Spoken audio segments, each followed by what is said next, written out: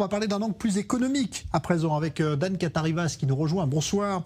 Vous êtes le directeur des relations internationales du patronat israélien, mais vous êtes très impliqué aussi depuis un an dans cette reprise donc des relations avec le Maroc. Et on est ravi également de dialoguer depuis Rabat, toujours avec Steve Ohana, qui est le président du Conseil d'affaires Maroc-Israël. Bonsoir. Merci d'être là. Alors, je vais vous demander tout d'abord, puisque vous êtes bien placé pour nous faire un premier bilan économique, est-ce que, effectivement, depuis un an, les choses sont allées extrêmement vite sur le plan économique aussi, Steve Ohana? Écoutez, merci de votre invitation. Alors, il y a toujours eu des relations entre le Maroc et Israël, du fait que près d'1 million d'Israéliens sont, pour la plupart d'entre eux, sont d'origine marocaine et très attachés au Maroc, et cela à juste titre.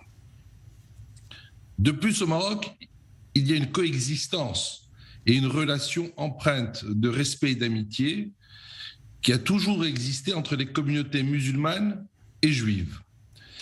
Cette relation se transmet de génération en génération depuis des siècles. C'est une tradition que nos rois ont toujours tenu à préserver. Maintenant, pour répondre plus précisément à votre question, la reprise des relations entre le Maroc et Israël en décembre dernier a permis aux entreprises de part et d'autre d'envisager des investissements et des partenariats économiques, chose qui ne se faisait pas jusqu'à présent. D'ailleurs, juste après la signature des accords d'Abraham, M. Shakib Al-Haj, président de la CGEM, a souhaité créer un conseil d'affaires Maroc-Israël, que j'ai l'insigne honneur de présider pour accompagner ces accords d'un point de vue économique. Les échanges avec le patronat israélien ont permis de constater un potentiel économique considérable à exploiter et à développer davantage dans des secteurs tels que l'agriculture, l'eau, l'énergie, la santé, l'éducation et l'industrie. Aujourd'hui, l'engouement et la volonté certaine et commune des opérateurs économiques des deux pays se confirment, car nous avons une dynamisation des échanges commerciaux et la réalisation de certains investissements. Alors, je voudrais, avant de continuer avec vous, Steve Ohana, que Dan Katarivas nous parle justement, parce que c'est vrai que c'est difficile de parler d'échanges aujourd'hui parce qu'on est en pleine fermeture des frontières de part et d'autre. Vous deviez d'ailleurs accueillir, je crois, une délégation.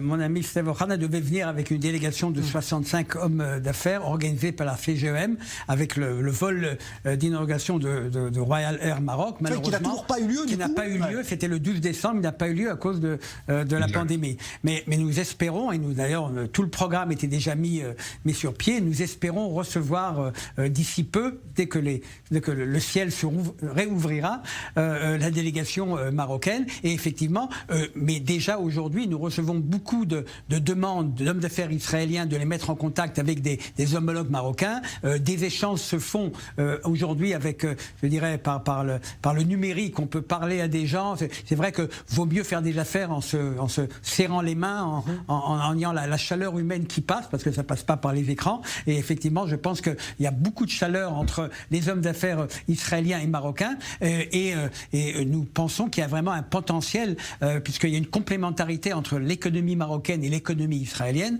Les secteurs que M. Ohana a désignés sont effectivement des secteurs où, de deux côtés, il peut y avoir des échanges, des coopérations, des projets en commun, et non seulement travailler bilatéralement, mais travailler ensemble pour des marchés mondiaux, pour le marché africain, pour le marché européen. Donc je pense que effectivement les perspectives sont très positives de la part des hommes d'affaires des deux côtés. Ouais. Alors justement, Steve Ohana, que viennent chercher les entreprises israéliennes en priorité au Maroc, celles qui vous ont contacté, qui veulent travailler au Maroc? Dans quel secteur principalement?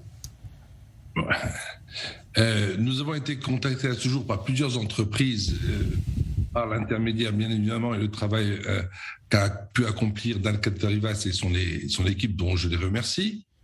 Maintenant, le Maroc est ouvert et s'est engagé ces 20 dernières années sur une transformation profonde grâce à l'impulsion de Sa Majesté le roi Mohamed VI, que Dieu l'assiste.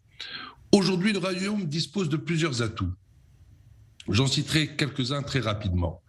Pour commencer, sa stabilité politique et économique, sa position géographique en tant que porte vers l'Europe et hub pour l'Afrique, ses nombreux accords de libre-échange, son capital humain particulièrement qualifié et compétitif, ses infrastructures de classe internationale ou encore, et non négligeable, une qualité de vie très agréable. En 10 ans, le Maroc a entrepris un nombre important de réformes pour l'amélioration de son environnement des affaires, ce qui lui a permis d'être classé dans le top 50 du Doing Business. Classement très honorable. Alors, sous un autre aspect que celui de l'économie, il est important que les Israéliens sachent que le Maroc est une terre de tolérance interreligieuse, de paix et de vivre ensemble. Je souhaite à ce titre rendre un vibrant hommage à Sa Majesté le Roi, que Dieu le glorifie, pour l'action d'exception pour la culture juive marocaine. Parmi ces actions, je peux citer la consécration de la composante hébraïque dans le préambule de la Constitution et la restauration des sites religieux et culturels juifs au Maroc.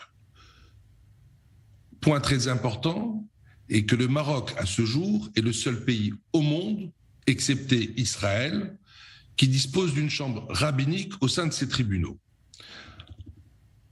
Enfin, comme vous savez, comme l'a dit mon ami Dan Katarivas, il existe depuis quelques semaines une ligne Marrakech-Tel Aviv et très prochainement, tout le monde l'espère, une ligne directe Casablanca-Tel Aviv. Ouais, alors ça, effectivement, ça reprendra quand le corona le voudra bien. Ça dépend plus de vous ni de moi, évidemment. Alors, Dan Katarivas, est-ce que vous pensez que cette effervescence là qu'on observe depuis un an, elle va jouer dans les deux sens et qu'il y aura vraiment, on va dire, un pont qui va être animé des deux côtés, entre les deux pays? Je dois dire que nous avons été très heureusement surpris par le fait que dès que les accords ont été signés, le côté marocain nous a contactés en essayant justement de créer ces liens et on a évidemment répondu immédiatement. Donc il y a une volonté, on a vraiment vu une volonté du côté marocain. La création de ce conseil d'affaires au sein de la CGEM est certainement un très bon signe qui montre que la communauté d'affaires marocaine se mobilise pour faire avancer les relations économiques avec Israël, ce qui ne s'est pas vu malheureusement dans d'autres cas avec d'autres pays arabes qui ont signé des accords de paix avec Israël il y a très longtemps. On n'a pas vu le côté économique justement avoir un tel enthousiasme. Et là, je dois dire qu'effectivement,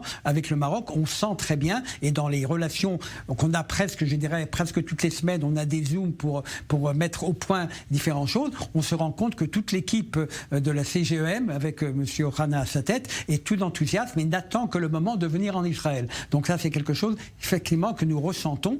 Et d'ailleurs, c'est vrai que des Israéliens ont visité le Maroc depuis quelques années, puisque le nombre de touristes israéliens était presque de 50 000 par an. Donc ce n'est pas une terre inconnue pour le touriste israélien, mais nous attendons certainement à ce que beaucoup de Marocains viennent en Israël. Et je sais que beaucoup d'amis d'origine marocaine qui vivent en Israël attendent des amis qui vont venir les voir, chose qu'ils ne pouvaient pas faire avant. Donc je pense qu'il y a vraiment ici une rencontre chaleureuse entre les deux peuples et entre les deux communautés d'affaires qui vont certainement aboutir à des choses très positives. Ouais, d'ailleurs, on relevait tout à l'heure un chiffre que nous donnait Cyril Amar.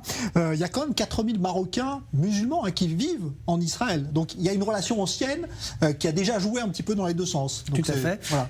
Et d'ailleurs, on parle, je sais qu'on a même parlé de possibilité de faire venir des travailleurs marocains en Israël, puisque nous manquons d'une main-d'œuvre qualifiée, et la main-d'œuvre marocaine peut être une main-d'œuvre qualifiée dans le domaine des ingénieurs, techniciens, etc. Donc je sais que même cette idée a déjà été avancée, donc on peut vraiment voir que des domaines de coopération comme existent entre des pays qui ont des relations chaleureuses vont se développer entre Israël et le Maroc. Bon, ben voilà, un dernier mot, Steve Ohana, là-dessus, la prochaine étape pour vous, c'est d'emmener cette fameuse délégation d'entrepreneurs marocains en Israël? Bien sûr, écoutez, cette délégation était prévue pour arriver en Israël le 12 décembre. Tout le travail a été fait en amont. On a eu plus de 300 demandes. Bien évidemment, on a pu satisfaire tout le monde, puisque l'avion ne pouvait pas accueillir autant de personnes. Nous avons donc limité cette délégation à 70 personnes qui sont en attente et qui seraient ravis de pouvoir se rendre en Israël dans les plus brefs délais dès que les conditions le permettront. Eh ben voilà, nous aussi on l'espère en tout cas. Merci Steve Ohana. Je rappelle que vous êtes donc le président du Conseil d'affaires Maroc-Israël qui œuvre donc au rapprochement économique entre les deux pays. Merci à Dan Katarivas qui est le directeur des relations internationales du patronat israélien. Merci à tous les deux.